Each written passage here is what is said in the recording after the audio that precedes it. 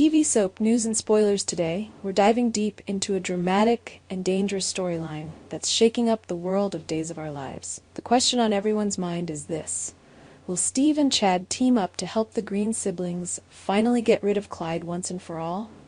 Clyde may be locked away in prison, even in solitary confinement, but if you know Clyde Weston, you know that being behind bars doesn't make him any less of a threat.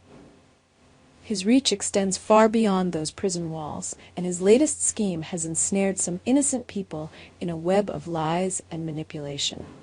But let's back up and take a closer look at what's really going on. Chad DiMera has recently uncovered a shocking truth that has left his world in turmoil. For months, he was led to believe that his beloved wife Abigail, who tragically passed away, was somehow alive. It was a glimmer of hope that he never thought possible, a dream that he desperately wanted to believe. But now, Chad knows that the woman he thought was Abigail is nothing more than an imposter, a heartbreaking realization that has left him devastated. However, there's more to the story than just deception. Chad has also learned the reason behind this elaborate charade. The imposter, along with her brother Mark Greene, were not acting out of malice or greed. In fact, they're far from the villains in this story. Mark and his sister were two good people who got caught in a terrible situation, one that they never wanted to be a part of in the first place. The real villain here is Clyde Weston, and his manipulation runs deeper than anyone could have imagined. As it turns out, Clyde has been holding Mark and his sister's mother hostage, using her as leverage to force them into his dangerous plan. They were left with no choice but to do Clyde's bidding, tricking Chad into believing that Abigail was alive and well. It was a cruel and elaborate plot, designed by Clyde to wreak havoc on Chad's life. But now that Chad knows the truth, the pieces of the puzzle are starting to fall into place. It's easy to see why Chad might have been furious at first. After all, who wouldn't be? He was led to believe that his wife, the woman he loved and mourned, had returned to him, only to have that hope snatched away.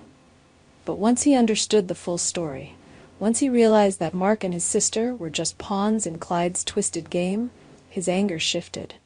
It wasn't the Greenes who deserved his wrath. It was Clyde. Clyde's crimes go far beyond this latest scheme.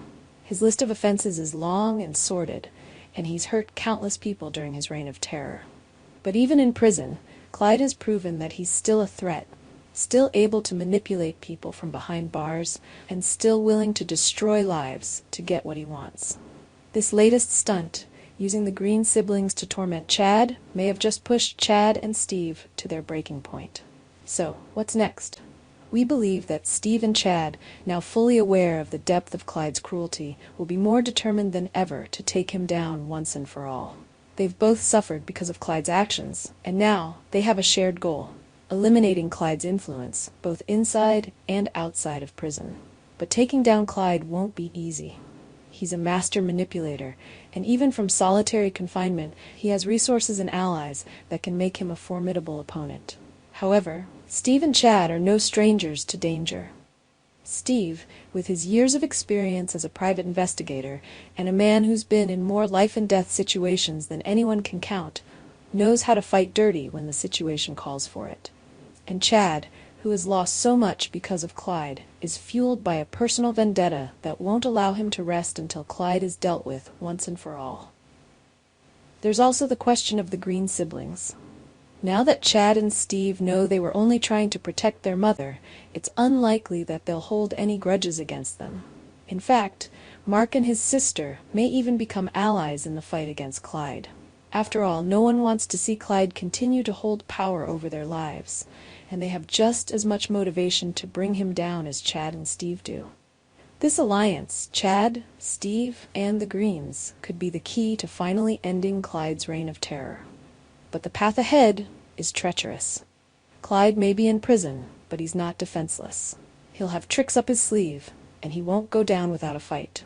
The battle to eliminate Clyde could be one of the most dangerous and dramatic showdowns we've seen in Salem yet. In the end, it all comes down to whether Steve and Chad can outsmart Clyde and cut off his influence before he causes even more destruction. Will they succeed in getting rid of him for good? Will the Greene siblings finally be free from Clyde's grip? Or will Clyde, ever the slippery villain, find a way to stay one step ahead of them all. One thing is for sure, this storyline is far from over, and the stakes are higher than ever. Clyde Weston may be down, but he's not out, and it's going to take everything Chad, Steve, and their newfound allies have to bring him down. What do you think? Will Steve and Chad be the ones to finally eliminate Clyde, or is this battle just beginning? Our TV channel, Soap News and Spoilers, is the place for those who want to know how the Salem story goes, as well as great Days of Our Lives updates and news. So subscribe to our channel to get what you want. Bye-bye.